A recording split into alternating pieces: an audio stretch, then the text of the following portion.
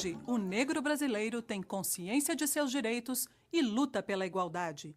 Essa força foi conquistada ao longo dos séculos, desde o dia em que um líder guerreiro entregou a própria vida para conquistar a liberdade. A história heróica de Zumbi dos Palmares representa a bravura e a tenacidade do povo negro e é um símbolo da resistência contra a submissão. No início do século XVII, Recife era o porto de saída do açúcar, maior riqueza do Brasil naquela época, para a Europa. Todo o Nordeste vivia de plantar e colher cana. Mesmo quem não tinha engenhos, como os criadores de gado e os comerciantes, dependia indiretamente do açúcar, pois precisava vender seus produtos ou serviços aos agricultores. O tráfico de escravos entre o continente africano e o Brasil foi talvez um dos melhores negócios do período. O modo com que aquilo será feito levou, evidentemente, a uma sofisticação muito grande nas negociações e no comércio. Mas, por outro lado, propiciou também o exercício de uma das maiores crueldades feitas contra o ser humano no mundo. Mesmo em alguns países da Europa, a escravidão era comum naquela época. E nas culturas de açúcar brasileiras, onde era preciso muita força de trabalho, a escravidão parecia ser a única solução possível. Primeiro, os colonos tentaram submeter o índio, capturado na região ou comprado dos bandeirantes. Mas eles não se adaptavam bem ao trabalho, produziam pouco e, em geral, morriam logo depois de aprisionados.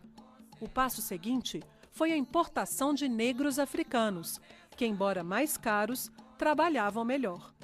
Quando começaram a chegar os primeiros carregamentos de escravos da África, os senhores de engenho passaram a visitar Pernambuco. Antes de começar o leilão, examinavam homens, mulheres e crianças como se fossem animais à venda.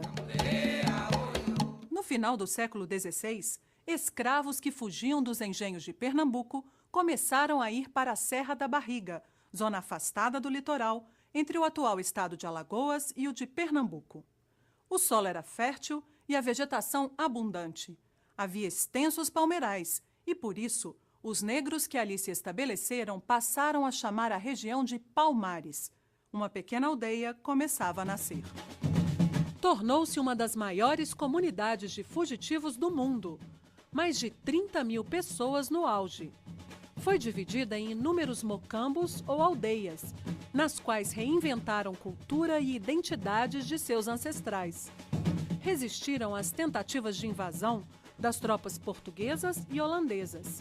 Palmares se tornou uma ameaça para os senhores de engenho, que organizaram as entradas, expedições de captura aos quilombolas.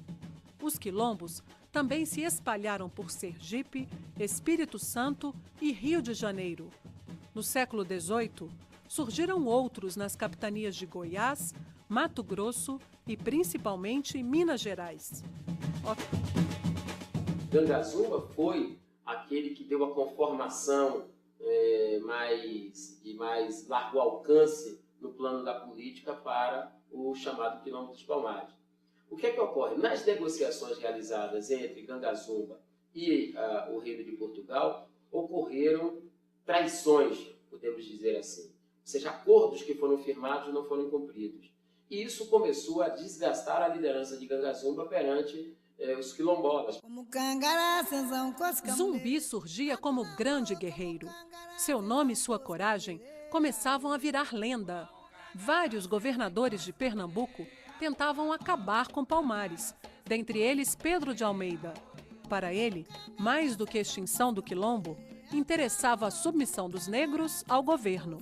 Chegou a propor um tratado de paz, que oferecia, em troca da lealdade à coroa, o reconhecimento da autonomia de seus habitantes.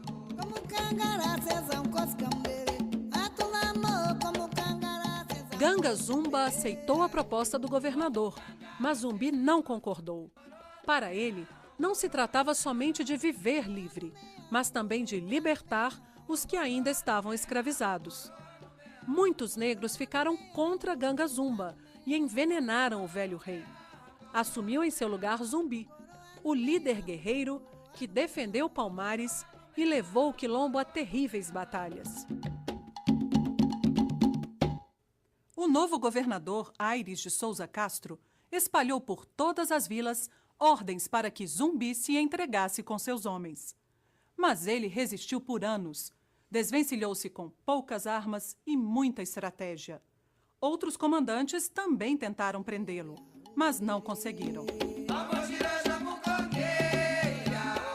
O bandeirante Domingos Jorge Velho comandou a última batalha, que aconteceu na madrugada de 6 de fevereiro de 1694. Depois de um cerco de 3 anos e uma batalha de 22 dias, a luta chegou ao fim. Zumbi conseguiu fugir, mas cerca de um ano depois, foi encontrado em um esconderijo. O grande guerreiro resistiu até a morte. Por mais que a notícia se espalhasse, os escravos não acreditaram e cantaram pela sua ressurreição. Zumbi se transformou num símbolo tão poderoso que ele gerou também várias versões sobre a sua morte. A versão que nós temos é que a versão mais corrente dentro do movimento negro e a mais aceita dentro do movimento negro é que ele foi assassinado em luta. General negro dos Palmares, grande líder dos quilombolas, lutou e morreu pela defesa e pela liberdade dos seus irmãos negros. 20 de novembro é considerada a data oficial da morte de Zumbi e se comemora o Dia da Consciência Negra. Por simbolizar a libertação do negro brasileiro, Zumbi é considerado um dos construtores do Brasil. Salve Zumbi Rei!